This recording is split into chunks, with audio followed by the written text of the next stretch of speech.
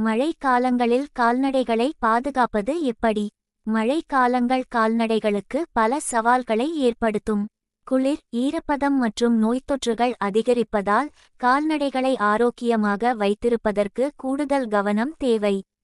கொட்டகை: கால்நடைகள் வசிக்கும் கொட்டகை நல்ல காற்றோட்டத்துடன் கூடியதாகவும் மழைநீர் உள்ளே புகாதவாறு இருக்க வேண்டும்.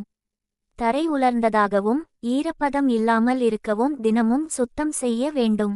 தேவைப்பட்டால் கொட்டகையை சூடாக்க வேண்டும்.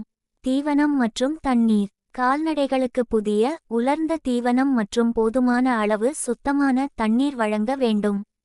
தீவனம் மற்றும் தண்ணீர் பாத்திரங்களை தினமும் சுத்தம் செய்ய வேண்டும்.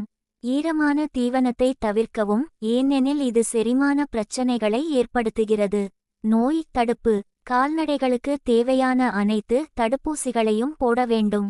நோய் அறிகுறிகள் இருந்தால் உடனடியாக கால்நடை மருத்துவரை அணுகவும்.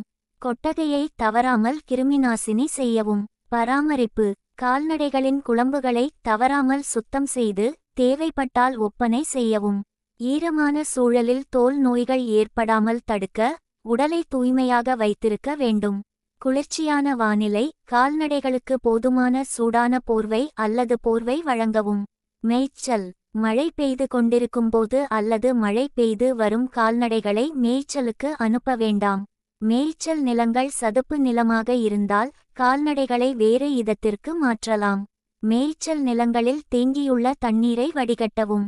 பாதுகாப்பு: மின்னல் தாக்குதல்களில் கால்நடைகளை பாதுகாக்க மரங்களுக்கு கீழ் அல்லது திறந்தவெளிகளில் அவற்றை கட்டி வைக்க வேண்டாம்.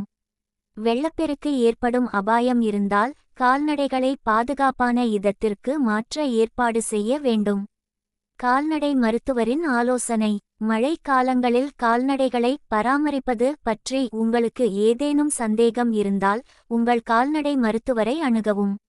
மேலே குறிப்பிடப்பட்டுள்ள முறைகளை பின்பற்றுவதன் மூலம் மழை காலங்களில் உங்கள் கால்நடைகளை ஆரோக்கியமாகவும் பாதுகாப்பாக வைத்திருக்க முடியும்.